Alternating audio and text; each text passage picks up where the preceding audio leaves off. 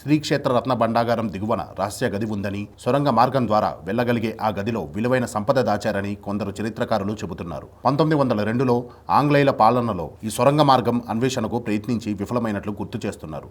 రత్న భండాగారం తెరిచి సంపద లెక్కింపునకు శ్రీకారం చుట్టిన భాజపా ప్రభుత్వం సొరంగ మార్గం రహస్య గదిని గుర్తించడంపై దృష్టి పెట్టాలని సూచిస్తున్నారు. ప్రముఖ చరిత్రకారుడు నరేంద్ర కుమార్ మిశ్రా పూరిలో విలేకరులతో మాట్లాడారు.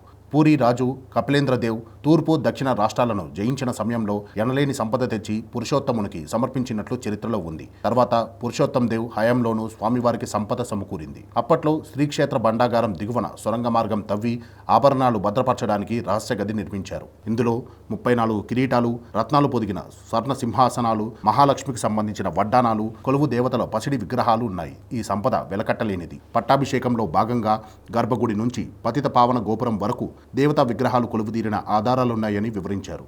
ముస్లిం దండయాత్రల సమయంలో పలుమార్లు ఉత్కల సామ్రాజ్యంపై దాడులు జరిగాయి. ఆ సందర్భంగా స్వామివారి సంపదను దోచుకోకుండా నాటి రాజు రహస్య గదులు నిర్మించి వాటిలో దాచినట్లు మరో చరిత్రకారుడు డాక్టర్ నరేష్ చంద్ర దాస్ పేర్కొన్నారు. రహస్య గదిలో సంపద ఉందన్న ఆధారాల మేరకు 1902లో ఆంగ్ల పాలకులు సొరంగ మార్గం ద్వారా ఓ వ్యక్తిని లోపలికి పంపించారు. తర్వాత అతని ఆచూకీ తెలియలేదు. దీంతో ఆ ప్రయత్నం విరమించుకున్నారు. శంఖం ఆకృతిలో నిర్మించిన శ్రీక్షేత్రం ఆవరణలో రహస్య గదులు, మార్గాలు ఉన్నాయనడానికి ఆధారాలున్నా వాటిని ఎవరూ కనుగొనలేకపోయారని దాస్ వివరించారు.